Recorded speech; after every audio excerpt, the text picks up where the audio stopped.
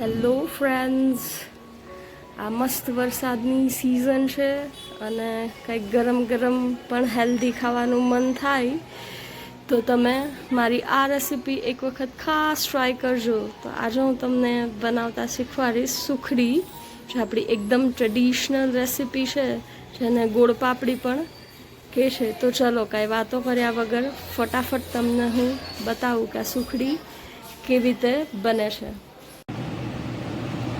Friends, તો અહીંયા આપણી ગોળ પાપડી કે સુખડી બનાવવા માટે મેં સૌથી પહેલાં નાની અડધી વાટકી ઘી લીધેલું છે અને સેમ વાટકીના માપથી હવે આપણે 1 કપ ઘઉંનો લોટ, આપણો જે સાદો ઘરમાં રોટલી માટે વાપરતા હોય એ જ લોટ આપણે લઈ અને સાવ સ્લો ફ્લેમ પર આપણે એને શેકી લઈશું.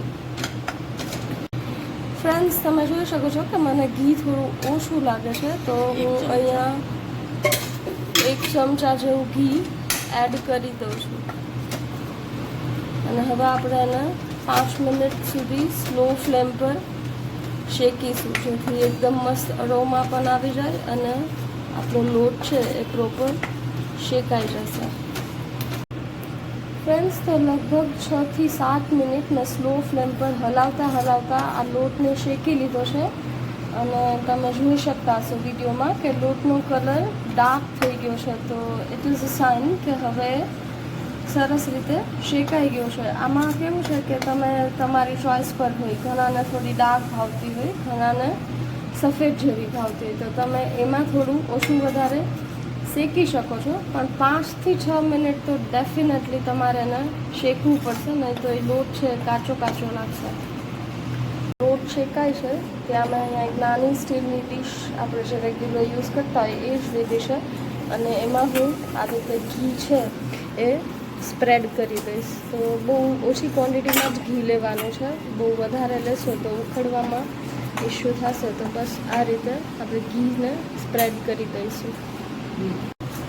ફ્રેન્ડ્સ, તો અહીંયા આપણો લોટ એકદમ જ સરસ રીતે શેકાઈ ગયો છે અને હવે મેં ગેસની ફ્લેમ ઓફ કરી દીધી છે અને સેજ નહીં જેવું આપણે ઠંડો પડવા દઈશું. આ ટેમ્પરેચર પર આપણે ગોળ નહીં નાખીએ, નહીં તો એ સુખડી આપણા કડક થવાના ચાન્સીસ રહેશે.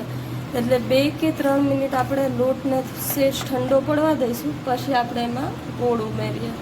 ફ્રેન્ડ્સ, તો 1 કે 1.5 મિનિટ પછી મારો અહીંયા લોટ છે એ થોડો ઠંડો થઈ ગયો છે. તો હવે હું જે માપથી ઘીનો લોટ લીધો હતો એ જ માપથી અડધી વાટકી હું ગોળ લઉં છું ને આપણે એને સરસ રીતે મિક્સ કરી લઈશું. તમારી પાસે જો મોટો ગોળ હોય તો તમે એને એકદમ ઝીણો સુધારીને નાખી શકો છો. મારી પાસે ઝીણો જ ગોળ હતો એટલે મારે સુધારવાની જરૂર નથી પડી. તો તમે જોઈ શકો છો કે આ રીતે આપણે સરસ એને મિક્સ કરી લેવાનું છે. ફ્રેન્ડ્સ, તો અહીંયા આપણો ગોળ છે એકદમ સરસ રીતે પીગળી ગયો છે. તો હવે આપણે આપણી સુખડી જે છે એને ડીશમાં પાથરી લઈશું. તો ફ્રેન્ડ્સ, ઘણાને આવી રીતે લચકો જ ભાવતો હોય છે ગરમ, તો તમે એ રીતે બી ખાઈ શકો છો, પણ અમને લોકોને પીસીસ કરેલા ભાવે છે તો અમે એને પ્લેટમાં આ રીતે પાથરી દઈએ છીએ. તમને જાડી પાતળી જેવી ભાવતી હોય એવી તમે પાથરી શકો છો.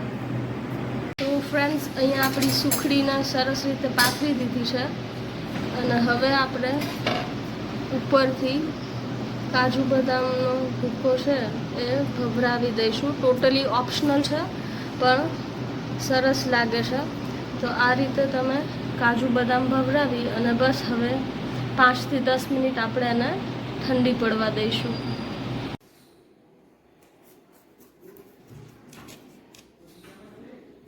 ફ્રેન્ડ્સ, તો અહીંયા આપણી સુખડી બનીને રેડી છે અને you can see it look so yummy and ગોળમાં જ બનેલી છે તો એકદમ હેલ્ધી છે. તો આ વરસાદની સિઝન છે તો તમે એમાં ભૂખ લાગે તો આ રીતે આપણું ટ્રેડિશનલ સ્વીટ છે એ બનાવીને જમી શકો છો. અને ખાસ કમેન્ટમાં જણાવજો કે તમને આ રેસીપી કેવી લાગી અને તમારાથી આ સુખડી કેવી બની. Thank you for watching.